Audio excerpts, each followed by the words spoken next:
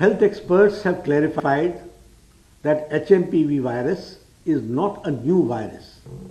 It was first identified in 2001 and it has been circulating in the entire world since many years. HMPV spreads through the air by way of respiration.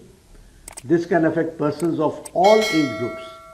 The virus spreads more during the winter and the early spring months. On recent reports, the cases of HMPV in China, the Health Ministry, the Indian Council for Medical Research and the National Center for Disease Control are keeping a close watch on the situation in China as well as in the neighboring countries.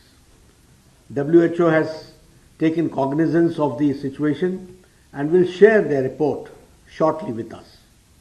The country data for respiratory viruses available with Indian Council for Medical Research, ICMR, and the Integrated Disease Surveillance Program has also been reviewed and no surge in any of the common respiratory viral pathogens is observed in India.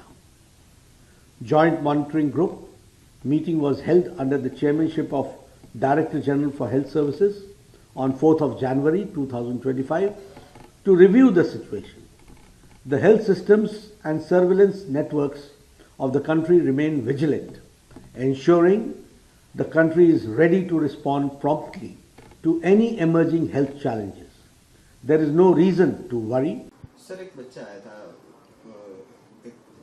कौन सा virus था, कब admit किया था, अभी फिलहाल क्या situation है, लेटेस्ट स्टेटस क्या है? हाँ, बच्चा 2 महीने का अपने पास अराउंड 24 ऑफ दिसंबर को आया था, जिसको नॉर्मली हम बोलते हैं जो सर्दी खांसी फ्लू लाइक सिम्टम बोलते हैं.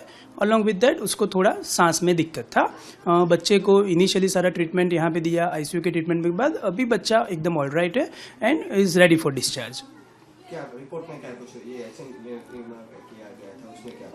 हाँ, हमारे रिपोर्ट में जो आया गया है उसमें एमपीवी पॉजिटिव है, यानी कि मेटानिमोवायरस पॉजिटिव है, जो मैंने ऑलरेडी डिस्कस किया हुआ है कि उसमें human metapneumovirus, different type of bovine, alpine metapneumovirus viruses रहते हैं, उसमें से ह्यूमन मेटावायरस है और ये है तो उसका कोई रिलेशन है जो अभी आई थिंक वो आउटब्रेक का भी बात चल रहा है उससे, मगर that is all I think is a question because जो जहाँ से बच्चा का हिस्ट्री है, जहाँ से बच्चा आया है वो और ये कुछ बोलते हैं, जो कोई बोलते हैं ना, उसका कोई को रिलेशन एज ऑफ नाउ हमें नहीं दिख रहा है.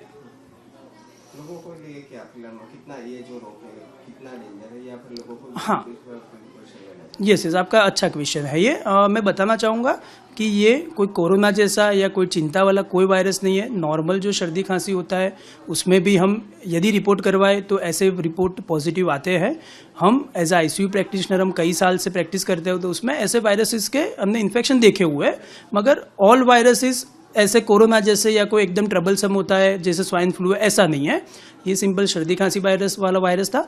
ये बच्चे का टिपिकली बात करें तो ये बच्चा ऑलरेडी वेंटिलेटर सपोर्ट पे जब बच्चे का जन्म हुआ तब था.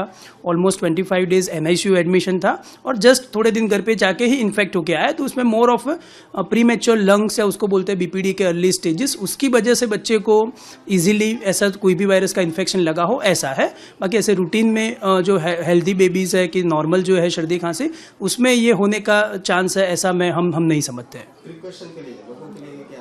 प्रिकॉशन जो नॉर्मली हम कोई भी सर्दी खांसी होता है या कोई भी वायरस आउटब्रेक होता है, बराबर सपोजिटली कि अभी हुआ है, तो भी जस्ट हमें रूटीन केयर करनी है कि सर्दी खांसी बुखार 2 दिन से ज़्यादा चले तो kindly visit your doctor, paediatrician. Elderly है उनको भी डॉक्टर्स के पास ले जाओ. सेकंड मोस्ट इंपॉर्टेंट चीज़ जो हम आईसीयू में भी प्रीफर करते हैं कि फ्रीक्वेंट हैंड वॉशिंग सबको करना चाहिए. जिसको थोड़ा भी लग रहा है सर्दी खांसी थोड़ा ज़्यादा चल रहा है तो you can always use mask. Simple cloth mask is also enough, not always necessarily N95 mask. Hand washing मैंने बोला, बेसिक एंटीपायरेटिक्स, बुखार का दवाई है, पैरासीटामोल है, सर्दी का बेसिक दवाई, ये वही लेना है. कोई टेस्ट करने की भी ज़रूरत नहीं है क्योंकि ये एकदम बिनाइन इन्फेक्शन है जो नॉर्मली 2-3 दिन में 4-5 दिन में सेल्फ लिमिटिंग होके ये कम हो जाता है. बच्चा is always is all right right now. बच्चा आउट डेंजर है, मीन्स उससे भी ज़्यादा बच्चा अभी डिस्चार्ज हो रहा है तो उसको कोई अभी कोई सिम्टम, कोई तकलीफ, कोई भारी मेडिसिन कुछ नहीं चल रहा है. जस्ट बेसिक सपोर्टिव दवाई के साथ ही बच्चा अपना डिस्चार्ज हो रहा है.